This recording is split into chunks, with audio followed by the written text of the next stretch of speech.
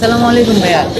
ভাইয়া আমার মা বাবা কেউ নেই ভাইয়া, আমি আন্দোলন থেকে আর কি একটা রাবার বুলেটের গুলি পাই। কালকে আমার অপারেশন ভাইয়া, সামান্য কিছু টাকার জন্য অপারেশনটা বাইরে আছে, আজকে হওয়ার কথা ছিল কিন্তু টাকার জন্য পারিনি ভাইয়া। কিছু ভাইয়া হেল্প করা যায় আমার ভাইয়া? আন্দোলনের হলে যারা মানে এটা করছে, সবাইকে তো চিকিৎসা করতে হবে। হ্যাঁ চিকিৎসা 5,000 টাকা পাইছে। মাত্র। টাকাটা তো না, হ্যাঁ আন্দোলনে যারা যারা আহত আহত ঢাকা হয়েছে মেডিকেলে গত 15 তাদেরকে তো দিন, মেডিকেলে মানে আগামী ভর্তি। 15 দিন পর্যন্ত কোনো বেড নেই। তো তুমি ঢাকা মেডিকেল না, তুমি হ্যাঁ। তুমি ঢাকার যে কোনো মেডিকেলে তোমাকে ভর্তি বেড নেবে। নাই, বেড নাই, বেড তোমাকে বেড লাগবে কেন? হ্যাঁ তোমাকে ফ্লোরে চিকিৎসা করবে, ফ্লোরে অপারেশন হয় না। এটা ডাক্তার বুঝবে, এটা তোমার বোঝার বিষয় নয়। তুমি ভুল জায়গায় আছো। হ্যাঁ, এই যে ওরা, তুমি তাহলে বলো এখানে তোমার ভিডিওটা পাঠাই।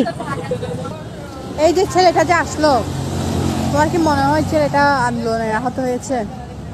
না এটা তো হচ্ছে, তবে তার অ্যাক্সিডেন্ট দেখতে পেয়েছি, পায়ের মধ্যে অনেক বড় একটা ইনজুরি দেখতে পেয়েছি এবং পাগুলা ফুলা ফুলা দেখতে পেয়েছি, কিন্তু মনে হয়েছে এটা স্বাভাবিক কোনো অ্যাক্সিডেন্ট নয়। ও আমার মনে হয়েছে নেশাগ্রস্ত, হ্যাঁ নেশাগ্রস্ত কিংবা হচ্ছে বাজে কোনো জায়গার মধ্যে চলাফেরা করে, ওইখান থেকেই খারাপ এই ধরনের ইয়ে হয়েছে। আর ও তো সঠিক তথ্য দিতে না পেরে পালিয়ে গেছে। হ্যাঁ ও যদি সঠিক তথ্য দিতে পারতো আমরাই তো চিকিৎসার ব্যবস্থা করে দিতাম।